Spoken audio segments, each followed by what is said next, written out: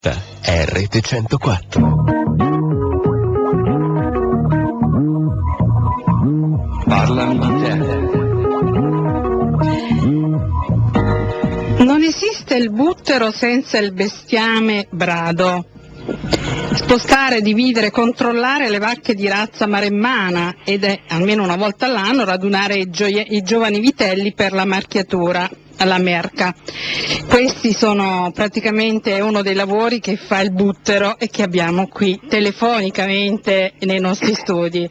Abbiamo con noi, niente poco di me, il presidente dell'associazione dei butteri dell'Alta Maremma, Bartalucci Gino. Buonasera signor Gino. Buonasera. Grazie per essere con noi questa sera. È un piacere nostro. Allora, mi sono arrivate un po' di domande, però ma è vero che è a cavallo in questo momento in mezzo alla palude? Senta, c'è una presa di mare incredibile. Veramente? Siamo proprio in mezzo perché si sta controllando, siamo io e un altro amico che dall'altra parte si sta controllando le nascite dei piccoli vitelli. E infatti anche questo è un vostro compito del buttero, seguire le nascite dei vitelli, ma dobbiamo parlare, prima di parlare di nascite, dobbiamo parlare della vacca maremmana, che è veramente uno dei bestiami più ricercati, giusto?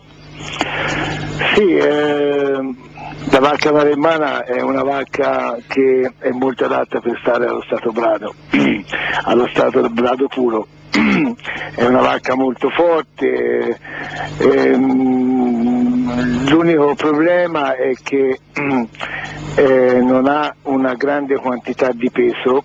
Sì. Come la chianina e come altre razze autoctone, anche la marchigiana, e quindi non è molto apprezzata per quanto riguarda la quantità, perché si sa che nel commercio ci vuole anche la quantità. Non solo la qualità.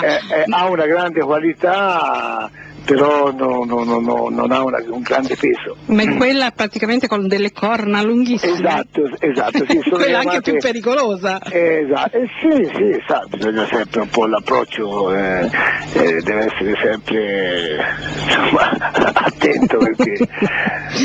Allora, voi butteri, ormai è una tradizione, lei lo fa per passione, giusto? Come mi diceva telefonicamente, sì, è una passione. Ma si può anche vivere facendo il buttero? Senta,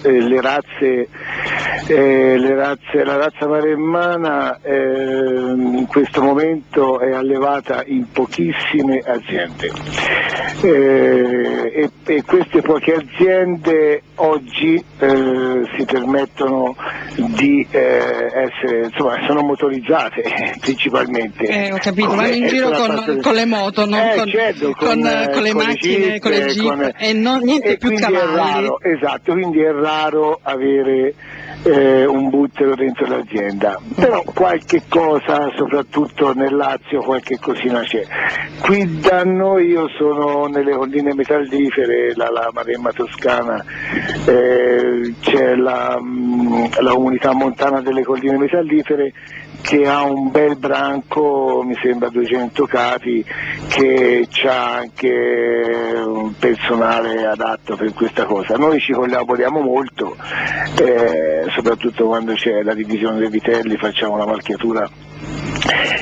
Però insomma queste sono razze che sono protette, tanto più che la regione toscana usufruisce delle comunità montane per allevare queste bestie. Il buttero naturalmente è colui che segue il bestiame allo stato brado anche per giorni, nella transumanza mi viene in mente, no? Nel periodo dove si trasferisce il branco delle vacche nella zona più, diciamo, meno fredda, ecco, se c'è la discesa dalla molta montagna, non sbaglio. La transumanza era quello spostamento di bestiame che si faceva durante l'estate dalla Maremma verso l'Appennino.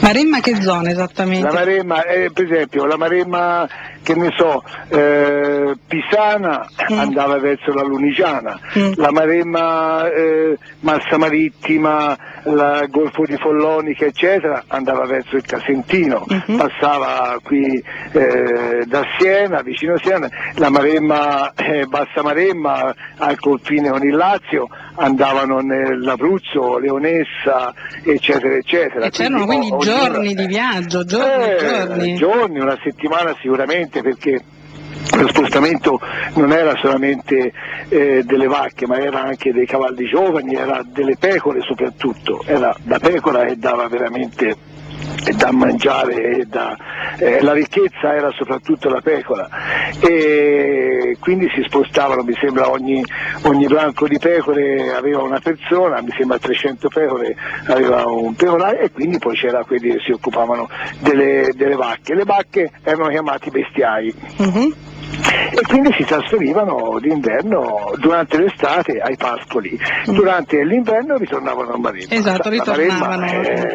La palude oggi, si concentra in pochissimi posti, per esempio la palude dove noi facciamo l'attività, che è la zona di Follonica, Scarlino, Puntala, Castiglione, sì.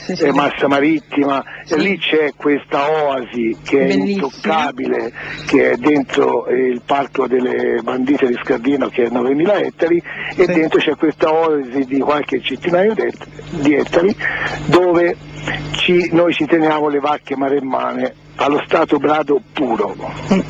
E infatti è proprio questo. Ma anche i cavalli, se non erro, voi siete addetti a dover addomesticare i cavalli selvatici, quelli che vivono allo stato brado. Allo stato brado, sì. Esatto. Sì. Poi c'è lo svezzamento appena hanno figliato, lo stallone allo stato brado. Noi abbiamo, per l'esattezza in questo momento abbiamo 4 cavalle di elite alle bandite di Scarlino, e abbiamo uno stallone che si chiama Chitaco, che è bellissimo, lo stallone puro maremmano, e ora appena figliato lo stallone fa la monta e devono prolificare, poi a 6 mesi si svezzano e si incominciano ad addomesticare. Certo. E su fa tutto l'iter che devono fare.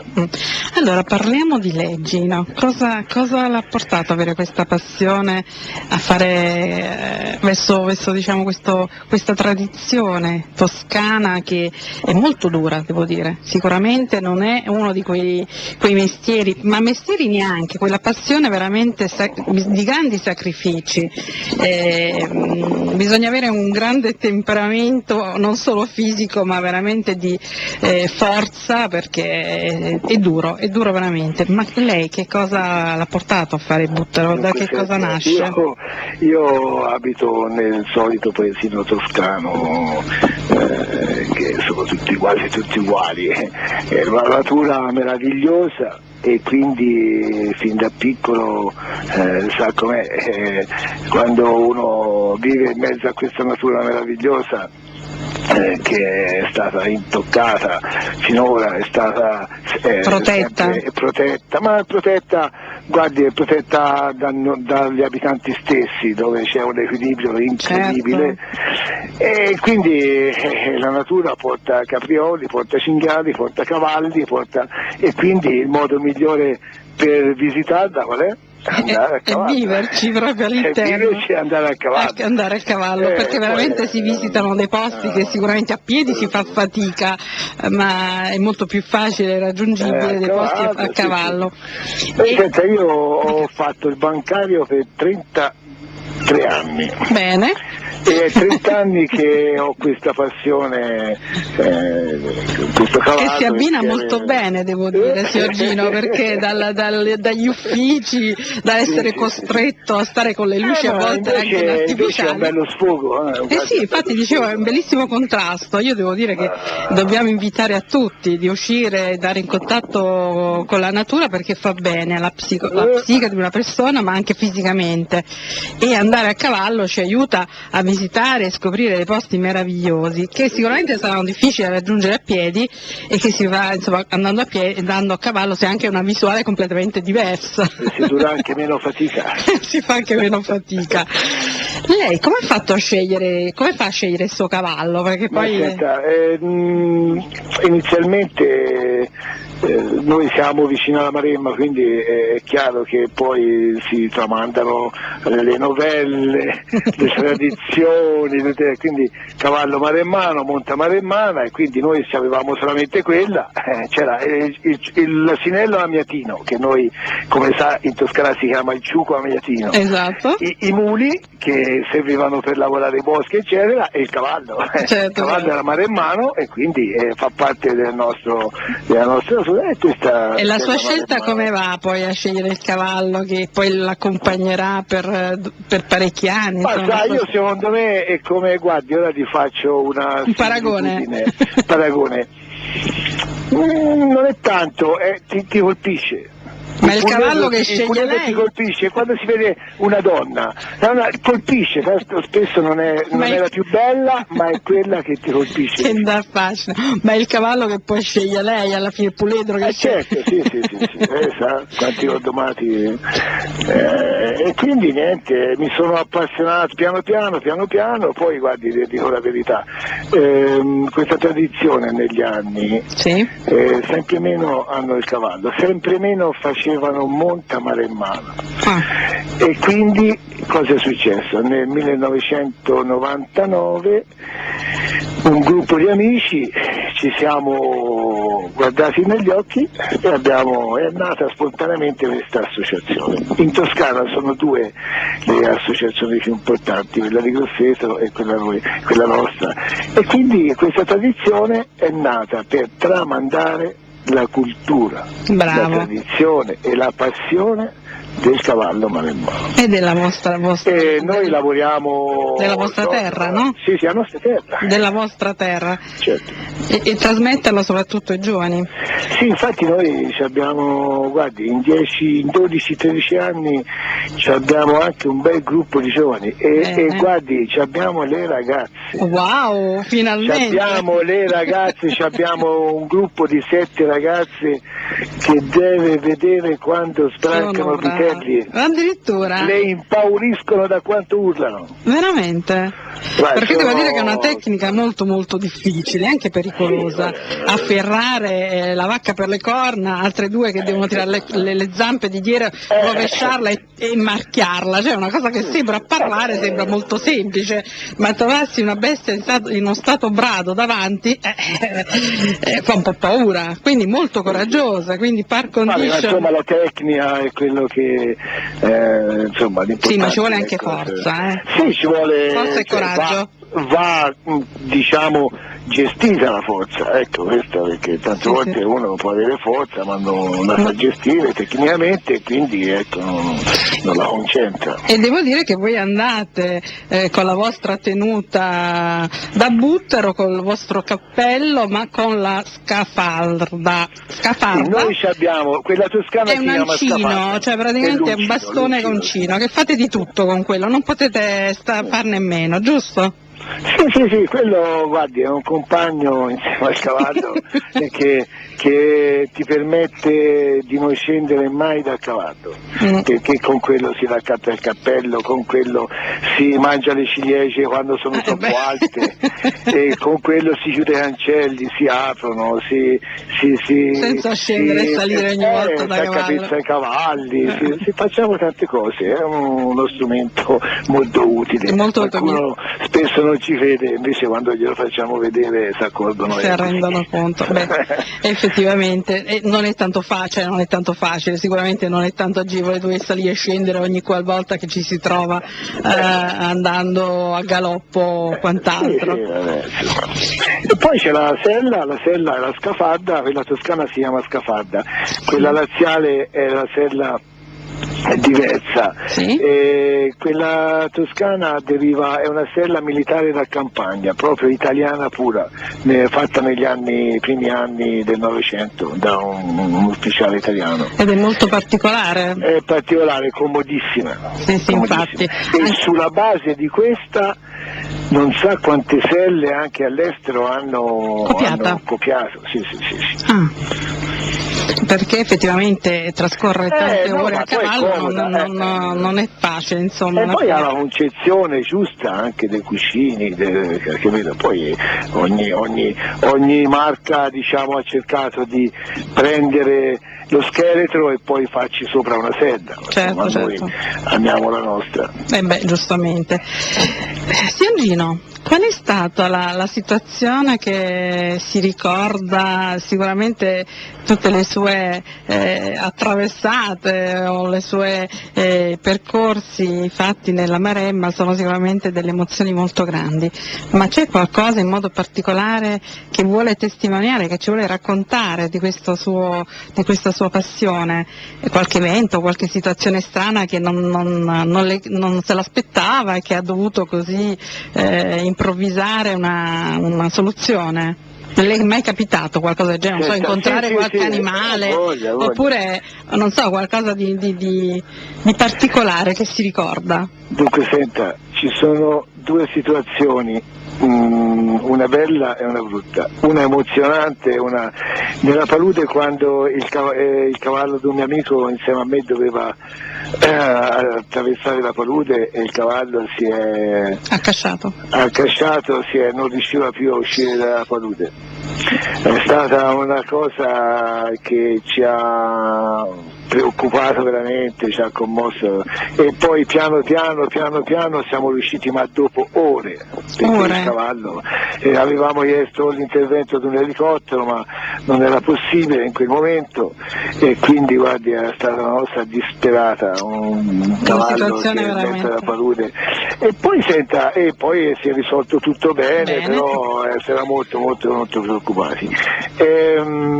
Poi un'altra, gli dico una cosa bella, che quando eravamo a Tuscania, a Nitriti di Primavera, che lì si raduna tutte le associazioni della Maremma, quindi è una cosa particolare, come del resto ogni disciplina quando raduna il cuore della disciplina, no? È meraviglioso. Tutti guardandosi negli occhi si intendono. Ecco, in questa occasione, dove c'è veramente tutti i cavalieri della Maremma di tutta Italia, eccetera, a un certo punto accanto a me c'era, diciamo, un novizio, che era il primo anno, e prima di entrare a fare lo spettacolo, e non si immagina nell'arena quanta gente c'era, mi disse, ma una persona di una quarantina d'anni, anche di più, mi disse: qui o si entra o io o mi metto a piangere o mi piglia l'infarto. Mamma mia, dall'emozione, questa emozione così forte, bellissima. Queste sono le cose emozionanti. Sono queste, poi ci sono una cosa bella, la transumanza, noi facciamo la rievocazione della transumanza. Sì, l'avevo letto. Vengono un po' cavalieri da tutta Italia, però il branco da spostare è un branco di cavalli, perché le vacche si può anche fare, ma insomma ci vuole territori adatti, perché poi, e quindi spostiamo questi cavalli, vengono un po' tutte da tutta Italia, e sono 3 giorni. Bellissimo. Un po' un'atmosfera un po' particolare, insomma. Certo. Voi in che periodo lo fate? Si fa l'ultima settimana di settembre. L'ultima settimana di settembre, ragazzi, mi raccomando, non mancate, perché veramente debutto dell'Alta Maremma.